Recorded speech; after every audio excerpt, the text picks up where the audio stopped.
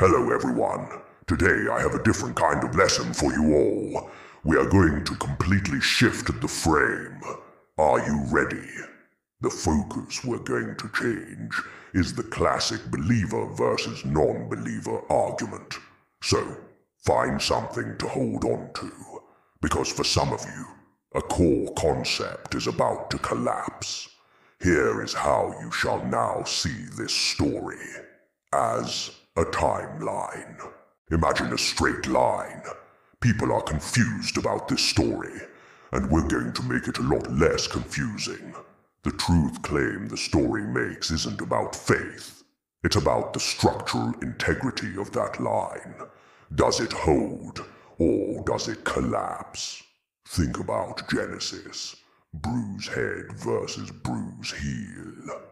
This embodies its own dilemma, and the story must either solve this dilemma or fail. That is the real test of its truth claim, not faith. That's a different dimension, a false positive.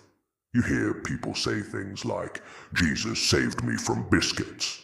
Now that experience might be true for them, but the test is false. It's the wrong test. And that's why we all need to change the frame to the actual test.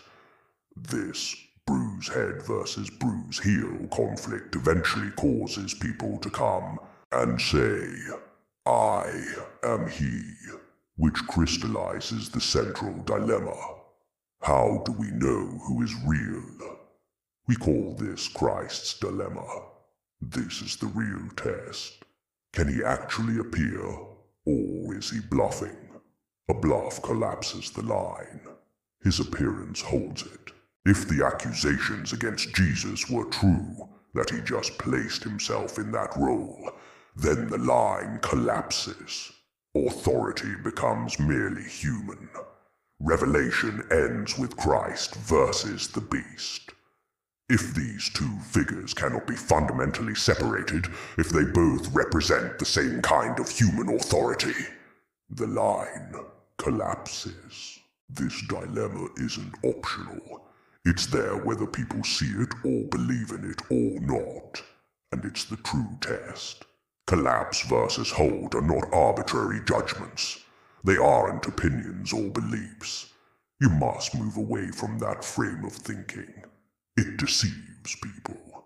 Think of taking from the tree of knowledge as a gunshot. Once fired, it can't be taken back. It sets in motion a chain reaction that humanity cannot stop. This might trigger some of your imaginations now that the limitations are set in the right direction. Imagination has no limitations, but reality does. Confusing the two can lead to disaster. So, how is the dilemma solved? Revelation solves the dilemma. This is the new frame. Genesis sets the problem in motion. The ministry of Jesus crystallizes it, giving or taking sight. Revelation provides the solution. If a solution isn't produced, the entire timeline collapses. And it doesn't collapse because people leave Christianity. Someone saying I don't believe does not collapse the line. That's a completely false test.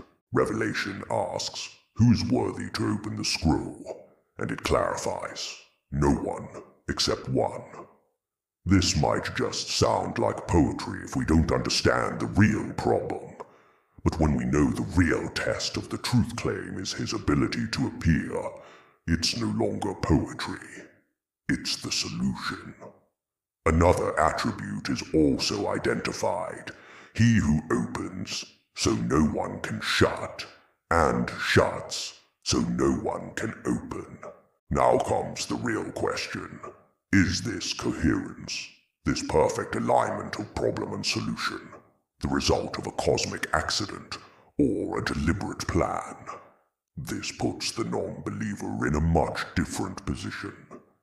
They have to argue that the rider arriving with a key that perfectly solves the story's central dilemma is just a cosmic accident, not a plan.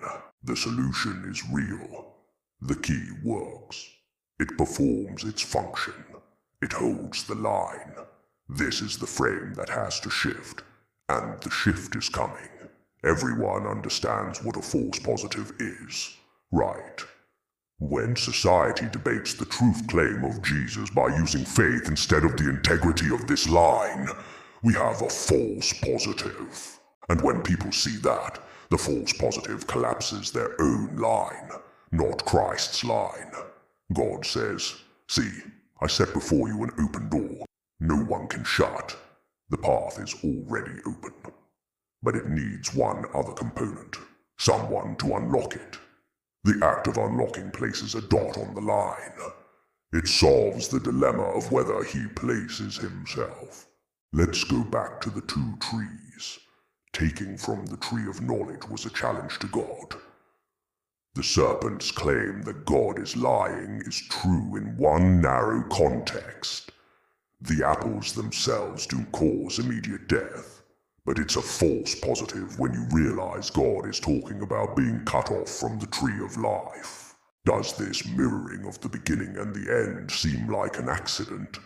Or did God know from the beginning how the story would end? Today's false positive is a perfect mirror of the serpent's deception. Is God truly God? God also says we must take from the tree of life. What do we get? A life and death cycle.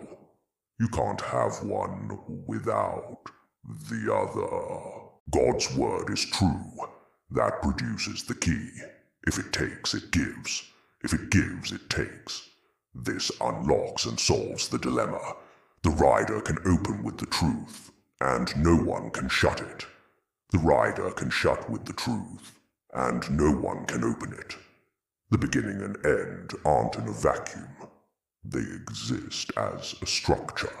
The beginning contains the solution to the end, and the end has the problem solved from the beginning. This is what a disbeliever has to argue against to collapse the line.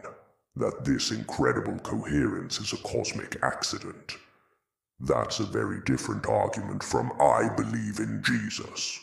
Therefore, it must be true." That is the false test, the false positive at the end that traces all the way back to the serpent in the beginning. That's it for today. The main lesson is this. We now shift the frame from the false test of faith to the real test, the structural integrity of the line. Thanks for watching. Make sure to subscribe for more.